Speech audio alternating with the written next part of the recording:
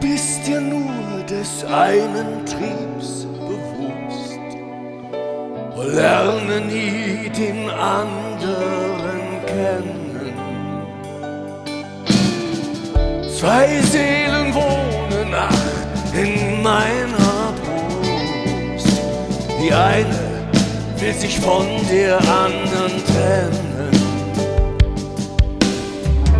Die eine